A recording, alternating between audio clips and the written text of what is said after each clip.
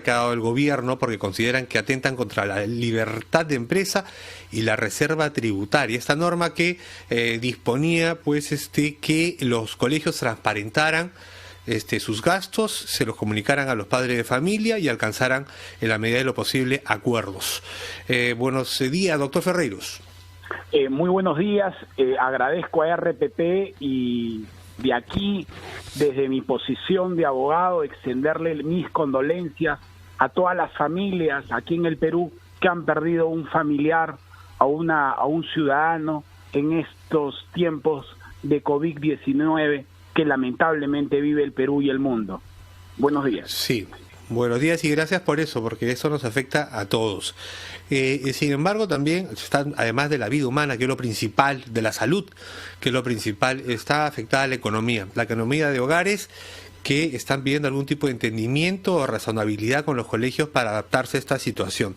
¿En qué consiste y por qué la oposición de los colegios que usted representa, del Callao, colegios privados, contra estas disposiciones que ha dado el gobierno tratando de acercar a colegios y padres de familia en busca de un entendimiento para evitar rupturas? El gobierno no se ha acercado en ningún momento a los colegios y menos aún a los padres de familia. No se hace políticas públicas en términos educacionales desincentivando la actividad privada, más bien incentivando conflictos entre los padres de familia y a estos colegios que de alguna u otra forma han suplido y han sabido construir ante la deficiencia del Estado una educación que les ha brindado calidad educativa.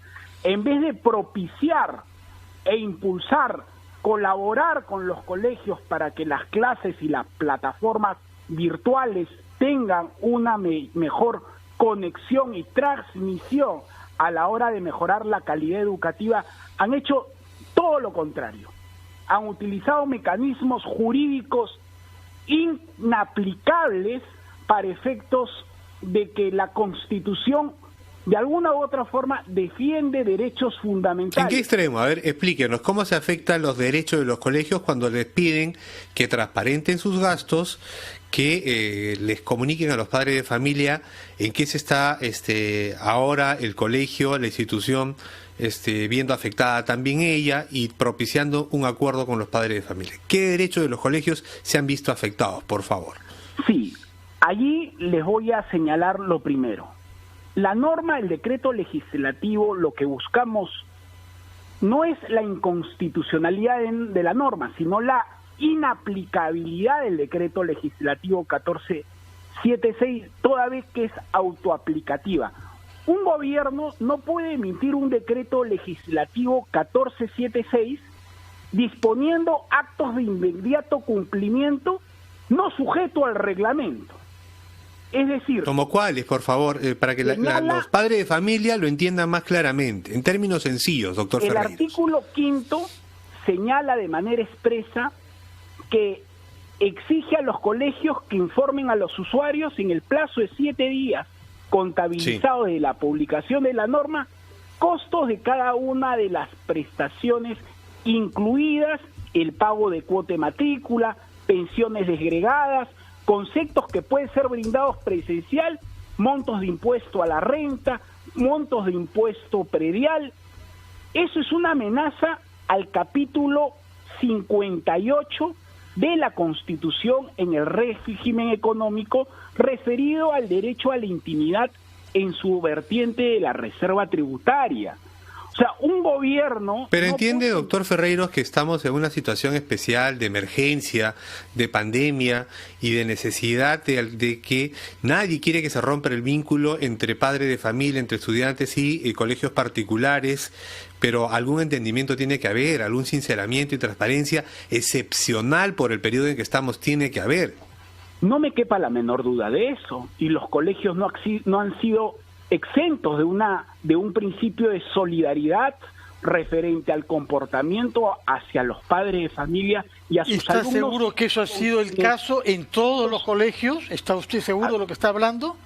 En este caso, yo represento a los colegios privados del Callao, cuyos remuneraciones o cuyas prestaciones de servicios educativos ascienden entre 200 a 600 nuevos soles de pensión educativa.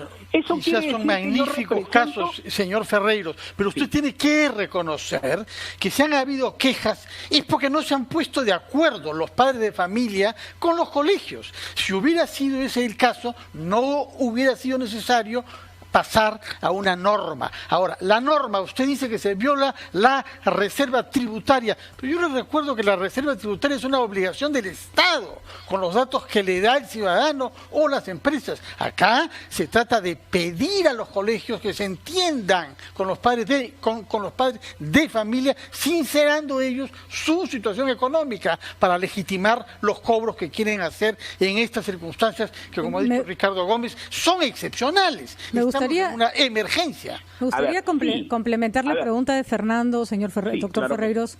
Por supuesto, Patricia. ¿A qué le temen? No, ¿A qué le temen? Escúcheme, no se teme absolutamente nada. ¿Entonces? Muy por el contrario. Toda la vida los colegios han sido sumamente transparentes, al tal punto de que hay un sistema que se llama el CIAGIE, donde de alguna u otra forma está comprendidos toda la normatividad que los colegios trasladan al Estado para que estos sean debidamente supervisados.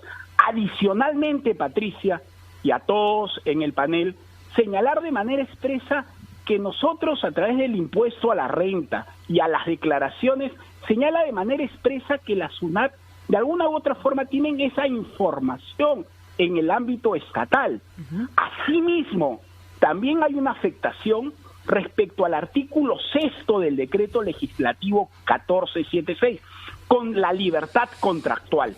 A mí me parece un despropósito que el gobierno, en vez de incentivar y ser socio estratégico de estos colegios, confluctúen o hagan confluctuar ciertamente a los padres de familia con los colegios. Lo que pasa, ojo, Patricia, en un momento de conmoción social mayor, donde las decisiones muchas veces pueden ser desacertadas porque piensas en caliente. Lo que pasa, señor doctor Ferreiros, es que lo que se trata de establecer, y eso solo se puede ver en las cuentas claras, es que si el margen de ganancia del colegio, que como empresa tenía todo el derecho de que así fuera, era muy grande en épocas normales, bueno, pues que ganen menos.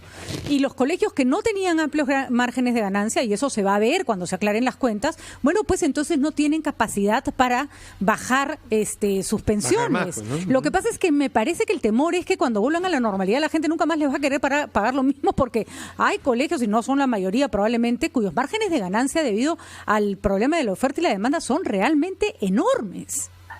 Patricia, no me quepa la menor duda el principio de solidaridad que puedan tener estos colegios, y que creo y estoy totalmente convencido que lo tienen. Pero el colegio Roosevelt, el colegio Markham, el colegio de estos colegios grandes, cuyas pensiones son más de $1,000, cuando tú le dices un descuento de 10, 20%, no se ven afectados de ninguna manera. Por eso, señor Ferreiros, estoy totalmente de acuerdo, y preferiría que no se mencionaran nombres porque no conocemos la realidad de cada uno de los colegios, pero si se sinceran las cuentas y se ve que el colegio no tiene capacidad para bajar mucho más sus pensiones, ya está. Patricia, sí, pero cuando el gobierno fomenta una circunstancia, un estado de emergencia donde la situación económica no le permite al padre de familia, y en vez de buscar puntos de consensos para mejorar la calidad educativa a través de la educación virtual, fomenta un conflicto y genera mecanismos coercitivos y de amenaza contra un capítulo que, gracias a ese capítulo, hemos crecido en estos últimos 20 años, obviamente tú ves amenazado. Bueno, señor Ferreiros, le recordamos que la educación no es un negocio como cualquier otro, es un servicio que, aunque lo ofrezca un privado, es un servicio fundamental, y por lo tanto las reglas no son siempre las mismas que para, por ejemplo, una empresa que vende fideos. De todas maneras, hemos escuchado la posición de usted, que es el abogado de la Asociación de Colegios Privados del Callao, y veremos qué cosa dice el gobierno al respecto. Muchísimas gracias, doctor Ferreiros, por haber estado con nosotros. Pausa. Buenos días.